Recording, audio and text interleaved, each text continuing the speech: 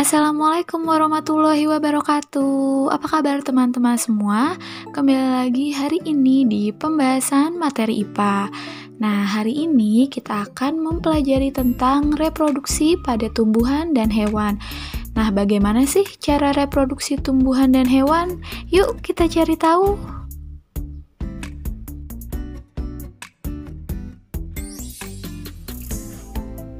Reproduksi tumbuhan dan hewan terdiri dari dua jenis, yaitu secara vegetatif atau aseksual dan secara generatif atau seksual. Vegetatif terjadi tanpa adanya proses fertilisasi, yaitu proses peleburan antara sel sperma dan sel ovum, sedangkan generatif atau seksual terjadi proses fertilisasi, yaitu peleburan antara sel sperma dan sel ovum.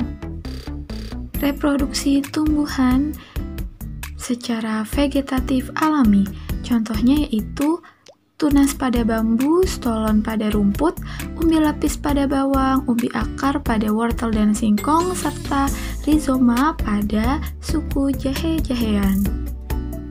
Selanjutnya, reproduksi tumbuhan secara vegetatif buatan.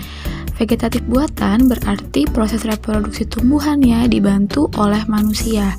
Contohnya seperti dengan cara mencangkok, okulasi, menyambung, stek batang, dan juga merunduk.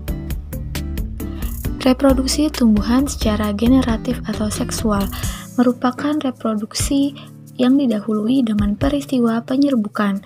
Penyerbukan adalah proses jatuhnya serbuk sari di kepala putik. Setelah terjadi penyerbukan, akan diikuti proses fertilisasi atau pembuahan yang menghasilkan zigot. Nah, zigot ini nantinya akan membentuk biji, dan jika biji ini ditanam, biji akan tumbuh menjadi individu baru yang akan mewarisi sifat kedua induknya. Selanjutnya, kita akan bahas reproduksi pada hewan. Yang pertama, reproduksi hewan secara vegetatif atau aseksual. Pada reproduksi ini tidak terjadi peleburan antara sel sperma dan sel ovum dalam menghasilkan keturunan yang baru. Contoh reproduksi vegetatif pada hewan yang pertama adalah tunas. Nah, tunas ini merupakan munculnya tonjolan pada tubuh induk yang kemudian akan berkembang menjadi individu baru. Nah, hal ini terjadi pada hydra. Contoh yang kedua adalah fragmentasi.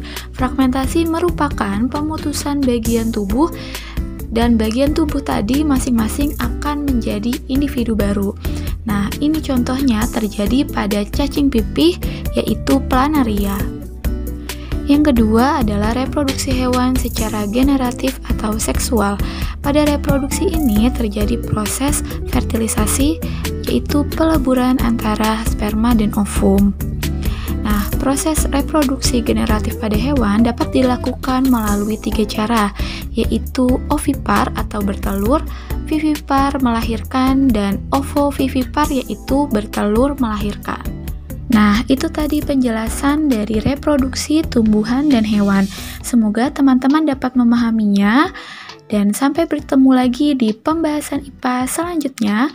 Wassalamualaikum warahmatullahi wabarakatuh. Sampai jumpa.